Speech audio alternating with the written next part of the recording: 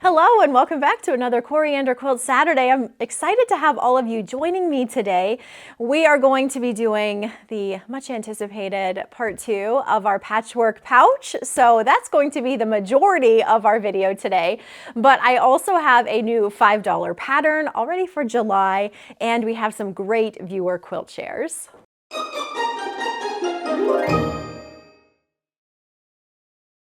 This month, for the $5 pattern of the month, I'm doing something a little bit different, and I am offering one of my patterns that is only available in PDF format. I haven't done this before with the $5 pattern of the month, offering one that is only available as a PDF, but you guys are loving this backdrop bundle, which is also a PDF only backdrop bundle. And so I thought, well, let's go ahead and bring back one of those older patterns that is no longer available in paper format and offer that as the PDF $5 pattern of the month. So that's what I'm trying out this month. Let me know what you think about that. I know that there are a lot of you that do prefer having the option of purchasing a pattern already printed in paper format and mailing it out to you. Some of you might not have printers or might not want to navigate figuring out how to download a pattern. But I got a lot of feedback with this bundle behind me that a lot of you really liked having some of those older patterns featured. So let me know your thoughts. We're trying it out for a month. Who knows if I'll do it this way again or not. But today and for the month of July, so starting today and through the month of July, this is Sunny, and it is the $5 pattern for July. So you can still get Tulip Market for the $5 pattern here in June. We have just a couple days left in June yet. And then you can also pick this one up for $5 starting today through the end of July. Sunny is a fat quarter friendly quilt. It uses 30 fat 8s. I'm gonna lay it on the table here for you guys so you can see it just a little bit up close. It finishes at 60 by 72. And it's just a really fun, happy quilt. This original fabric line was Lulu Lane, which is long out of print. So I will have it mocked up using some other fabric collections over on my blog so you can see what it looks like in some current fabric collections. There's the back, the binding, and then laying this out here so you can see those fabric requirements. It's the 30 fat 8s. A half a yard of coral fabric. That would be for your little sashing corners here that are sprinkled throughout the quilt. 3.5 yards of background fabric, half a yard of binding, and then 3 7/8 yard of backing. And that gives you all you need to make this beautiful sunny quilt. And it seemed very appropriate for a summer $5 pattern. So there's one last peek of it. And I will have my Etsy shop with this pattern linked below. So if you wanted to purchase it, you could do so. All right, we are going to move into those viewer quilt shares. I had some really fun ones. You guys send in the most fun quilts for me to share here on the channel. It's always fun to see what goodies you've cooked up and what I get to share with everybody. So the first photo was sent in by Linda F. She says, here is Wensleydale pattern done in scraps from the Heartfelt quilt from Fat Quarter Shop. I think there are a few other pieces of other coriander fabrics. I love the fabric and the way this quilt turned out. Thank you for making such great fabrics. So thank you for sending that in, Linda. I actually have the book that this pattern is from. It is this quilt recipes book by Jen Kingwell. And I've debated a number of times about making this quilt. I think it's so pretty. And the thing that sort of draws me in is there is a paper piecing paper pad that you can purchase to make these blocks. So when you look at it, it might look a little bit intimidating with those unusual shapes, but with a pad, you know, a paper pad, that would make piecing them so nice. And I've contemplated making one, but my to-do list seems to grow by leaps and bounds, so I have not yet done so. But such a great book, and Linda's quilt turned out so pretty. Next up, we have two projects sent in to us by Marsha S. She says, Dear Cori and Nicole, I have been quilting for several years and have always loved the quilt patterns of Carrie Nelson of Miss Rosie Quilts. I collected most of her patterns and made many of them too, some several times. I have also collected many okay, all, not exaggerating, of your fabric lines and made mini quilts from them. I think your fabrics and Miss Rosie patterns make a great combination. I am always so pleased with them when finished. Two of my most recent finishes of Miss Rosie patterns and coriander fabrics are pictured. The first is a pattern called Wind Farm by Miss Rosie. The fabric line I used for this quilt was sun-washed. I really like how it turned out, and I hope you do too. The second one is the pattern American Pie by Miss Rosie, and I use Sunny Side Up. Again, I love how this quilt turned out as well. I feel that Miss Rosie quilt patterns and coriander fabrics work so well together. I hope you and your viewers do too. Thank you for your great videos and helpful hints, and thank you especially for your wonderful fabrics. I thought those were both so fun to see. I also love Miss Rosie quilt patterns and have collected quite a few of them. She had this wonderful series of mini quilts for a while, and I thought they were just the cutest things. So I always love seeing those quilt patterns. Lastly, we have a quilt share from Becky R. And she says, since the line dried pattern is featured in the backdrop bundle, so she's talking about this quilt right here, line dried, I thought you might like to see my version of this pattern. It won first place ribbon in our North Texas Quilt Festival a few years ago. I don't remember the fabric line, but it started as a fat quarter bundle, plus a few other blues to round it out. This is one of my favorite quilts ever. It hangs on the wall of the master bedroom at our farmhouse. I just loved seeing that quilt in all blues. I think that line dried with all of those Ohio stars and frames and all the things happening there, it just looks so pretty in so many different fabric lines, and I just think that blue version is stunning. So thank you so much for sending that one in as well. If any of you have quilt projects or other projects made using my fabrics or patterns, we love to see them, so send those in. Okay, I think it's time. I think it's time to move on to finishing up this quilted patchwork pouch. If you missed part 1 of this video tutorial, I shared it, I think 2 weeks ago. I will link to the original video where I shared the first part of making this pouch. Today, we're going to be finishing things up. So this I've only done a little bit since we last talked, and that was doing the machine quilting. At the end of the last video, I had marked all of my quilting lines, and all I needed to do was quilt it. One question someone asked about machine quilting is if I use a walking foot.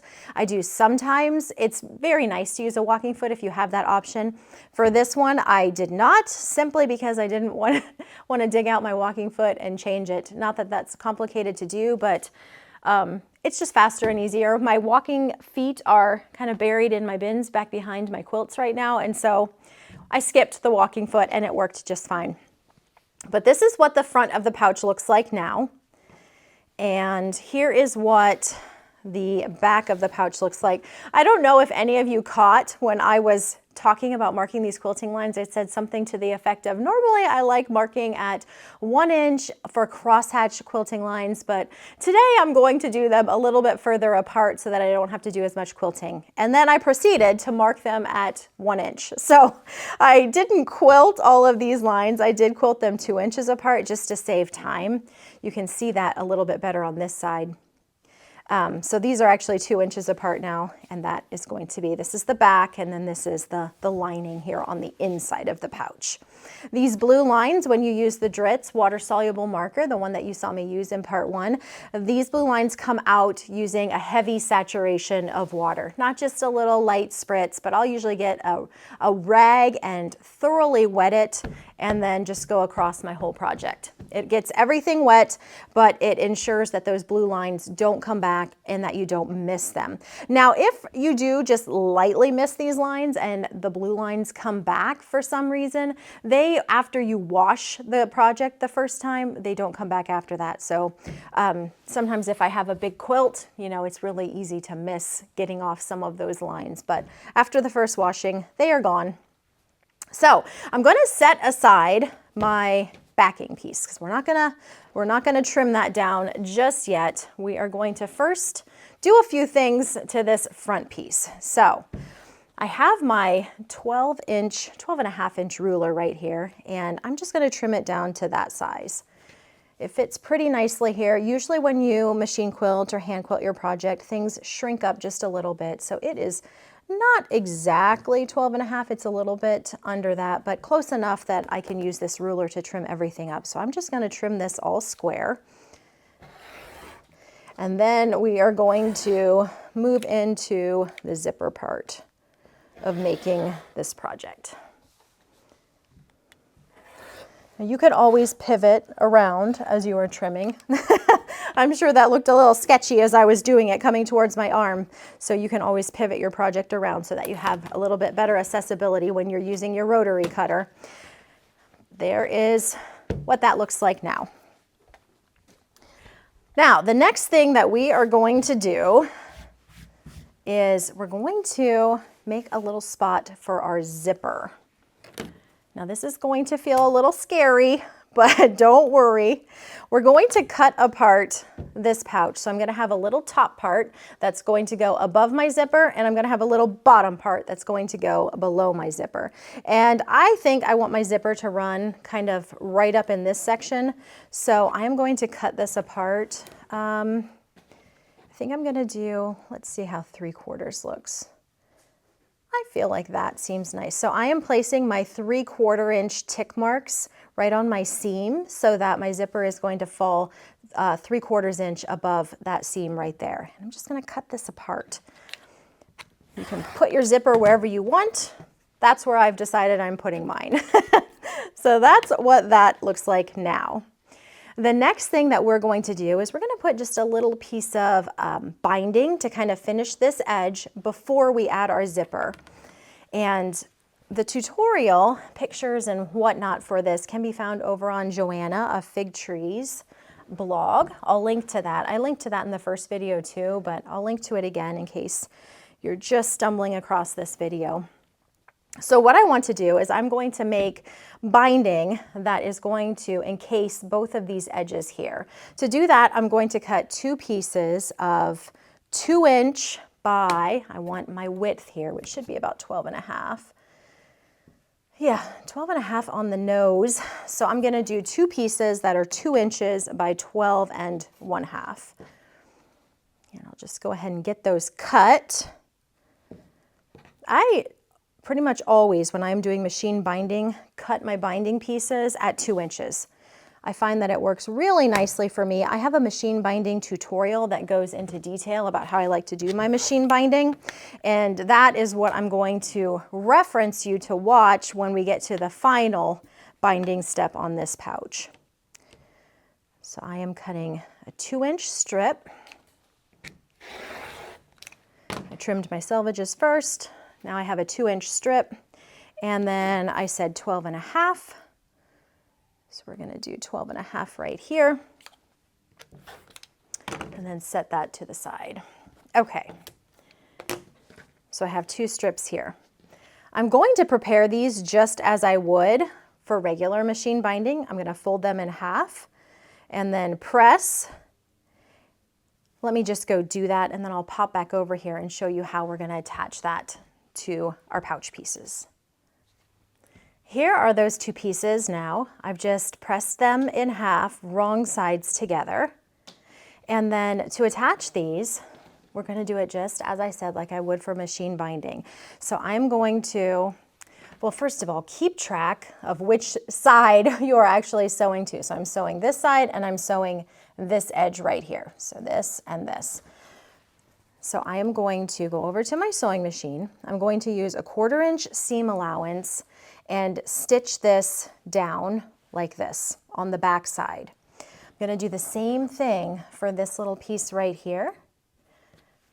I'm going to go over to my sewing machine and sew along this edge a 1/4 inch seam allowance on both of these. Here is what these 2 pieces look like now. This is what they look like on the back. So I sewed them down using that 1/4 inch seam allowance, and then I took them and ironed them so that they look like this now. I always like to press when I am doing binding before I bring it to the front. So now the next thing that I will be doing is I'm just going to bring this to the front, and I'll use Wonder Clips to keep these in place. I like to use just a couple, and then I move them as I am working. I one time tried using Wonder Clips and doing the whole entire perimeter, or at least one side of the quilt, and that is heavy, and there's just no need to use that many clips. So I'll use just a handful and get everything in place. The other thing I do that might be a little bit different is I much prefer to have that flat side on top when I am machine stitching binding. I just think it lays nicer than if you flip them as intended. So whichever works better for you, go ahead and do. I just like the flat side on top. So I will stitch this down here. I'm just going to top stitch right along the fold. I'm going to do it for both pieces. So I'll bring this to the front as well and do a nice top stitch on both sides. But before I do that, I had something else I was going to add I thought would be so cute. You might have seen these little tags hanging here out on my cutting table, and I thought I might just add one of these into my little binding. I got these from Knot and Thread. I've had them for a couple months, thinking, oh, it would be fun to add these cute little guys in here. So let's just, I'm going to dump them all out and decide what color I want to use. I had thought one of the little aqua ones. These are just little cute sawtooth stars. I just thought I would add a little panache to my project. Maybe just this little guy. Like, that's cute, right? I could also do that really bright orange one. That would be fun too. Which do we like? Vote which one you hope I choose. It's gonna be one of those two. I am actually leaning towards that bright orangey pink. I think that would be really cute. Let's do that. I'll link to these little tags too, because they're fun just to add in. So what I'm gonna do is gonna tuck him in like maybe just like right there. And then when I stitch my binding down, I'm gonna catch that, and that will be just right there in the corner of my little pouch. So let's do that. I'm glad I remembered that before I got these stitched down. Okay, now I'm all set to sew this on. Here is what the pouch looks like now after those binding edges have been added. I have my stitching, my top stitching running right along the edge of that fold, both on this piece and on this piece. And then on the back, it runs right on the fabric side of these pieces. So that's what that looks like. The next thing we need to do is add this zipper in. Now, you'll remember my zipper is longer than I need, which is perfect. I'm going to add it to the pouch piece first, and I'm going to line it up about like this so that I have a portion of the left side of the zipper overhanging as well as the right side. And then I'm just going to top stitch right along this edge here. I'm going to do the first side, I'll show you what that looks like, and then I'll add the second side, and you can see how that turns out. Here is what this piece looks like now. I've sewn the zipper to the one side. My top stitch is running right along that edge. On the back, this is what it looks like. And now I want to sew this next piece up here. Oops. Flip that this way, and it's going to be placed right on top here, and I'm going to top stitch this edge to the zipper as well. This is what my pouch looks like now with that zipper added in. Got a nice functioning zipper. It's so satisfying. Zippers always, when you haven't made them before, seem much more intimidating than they actually are. They're not that tricky to sew in. I didn't use any special foot. I didn't do anything special. It just sewed right in there so nicely. The next thing that we need to do is to trim off these edges, and then we're going to cut our backing to the same size as this piece here. Now, when you trim this up, you do need to make sure that you move your zipper pull into the center portion so that you don't accidentally stitch that off, cut that off rather. And then all you need to do is we are going to just trim everything nice and even here, just that little part right there. Do that, and then the same thing on the other side. I'm even gonna move him a little bit more. There we go.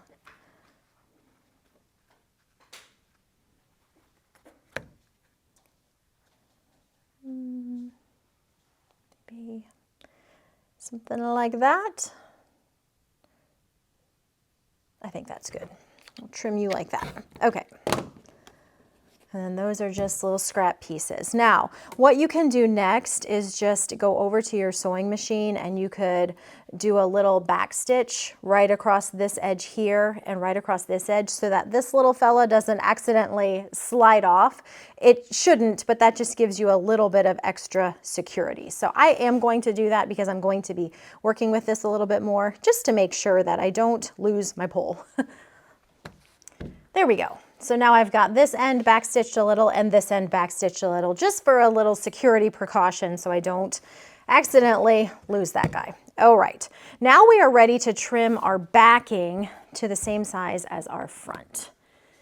So this is our back. Now you remember how nice it was for me to trim up this front, and you may remember I said this is not my preferred method of sandwiching. I like to have the one side smaller and then batting and then backing so I can easily see where my pieces are. This way is a little bit trickier when everything is more similar in size, but it will work. I just have to pay a little bit more attention, have to think a little bit more, make sure that this piece is laying on my batting. Just gonna, got more room down here. Something, I can feel my batting all around the edge here. Yes, we'll move you up just a little bit. Okay, I feel happy with that. I'm gonna close this up just a little bit here. And we're going to cut this piece to the same size this piece is right here. That's why I have them layered together. We're just going to trim it all up. There's that piece. There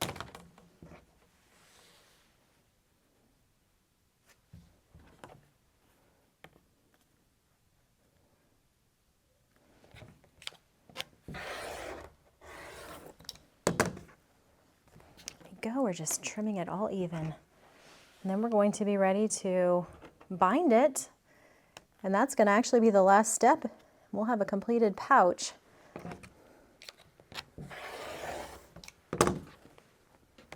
One more side.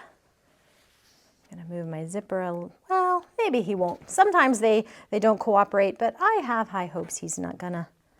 Oh no, he lays nicely. If you need to, you can slide that pull down so it's on the other side of your ruler if it gets wobbly on you, but it feels pretty secure. There we go. So now we have this all trimmed up. What I'm going to do now is I am going to just take Wonder Clips around these two pieces just to secure them a little bit, and I'm going to do just a basting stitch around the entire perimeter. I'm going to do it about 1/8 of an inch inside from the edge, and that's just going to keep our pieces together for us to add the binding. So I have my linings together here. This is the back of my pouch, and I'm going to go baste my layers together. And there she is, basted and ready to add the binding. You can see how this looks here on the inside now. It's just all coming together. The basting stitch, I usually just lengthen it quite a bit, so it's just a long stitch just around the perimeter edge, as I said, maybe 1/8 of an inch in. I don't exactly worry if I catch quite everything. You can see here I have a little bit of loose fabric. This is all going to be covered up with the binding when we add it, so it doesn't have to look perfect. Even like there's a little tuck in my fabric right there, I don't even worry about something like that. That's gonna get covered up by the binding and you're not even gonna see that. So that's what it looks like. It's just to secure everything so that adding the binding around the exterior edge is a little bit easier. And that's what we're going to do next. I need to measure this and see what this is actually measuring at this point in time. So we have 13 by, it's still about 12.5 this direction, 13, 13, 26, 12.5, 25. Okay, so we've got 26 plus 25. Those are the dimensions of my purse, because I've got two 13-inch sides and then two 12.5-inch sides. So that makes 26 and 25, which would be just over 50. So I know I'm going to shoot for like 60 inches of binding. So that'll give me enough room to get around my corners and a little bit of excess there. So 50 inches, what did I say? 60 inches of binding. So I'm going to cut 2 strips for my binding. And I'm again cutting these at 2 inches. So 2 strips by width of fabric. And then I'm just gonna sew this onto my pouch here. What we essentially have right now is a quilt sandwich ready for our binding to be added. So however you do your machine binding for your quilts, right now you're going to be doing the same thing. We're just essentially machine binding it the exact same way you would once you have your quilt sandwich prepared. If you have questions about how to machine bind, that machine binding tutorial I referenced earlier in the video, I'm going to have that linked below so you can see exactly how I machine bind. I talk about the feet that I use. Of course, that would be for my Juki sewing machine. What you use might be just a little bit different. But if you have questions and you wanted to watch that video, I'll make sure and link that so that you can do so. So I've cut 2 strips at 2 inches and just trimming off my selvage edge here. And then I'm going to turn this into binding much the same way that I did these 2 pieces here. And I'm going to be attaching it the same way, attaching to the back, bringing it to the front, and then top stitching it. So I'm going to do all of those steps, make my binding, sew it to the sides of my pouch, and then show you the completed pouch. And here's what our completed pouch looks like. It's just adorable. We've got our little zipper in there. You can tuck all of your essential goodies on the inside. Just a cute little easy to make pouch. The final step that I will need to take is to remove those blue lines, just using the method I talked about at the beginning of this video. Yes, I do iron over my blue marker. That might be something that you were wondering about. I do. I've never had any trouble with it heat setting the marker, so I continue to do so. That might not be something you're comfortable with doing, so you might prefer to remove those quilting lines that you've marked sooner rather than later. But for me, that is often the last step of my project. You can see how my binding line runs here on the back of my bag, just right inside the binding.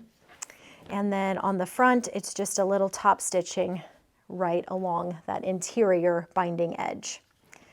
So that's what she looks like. I hope you've enjoyed this pouch tutorial. I know it's been one I wanted to share with you for a while. Sometimes these zippers seem like a bigger deal than they are, but they're just really not. You can definitely do a zipper. An easy way to add one to a pouch. Now, as I was stitching, I thought, hey, let's just go ahead and add a giveaway to this video today.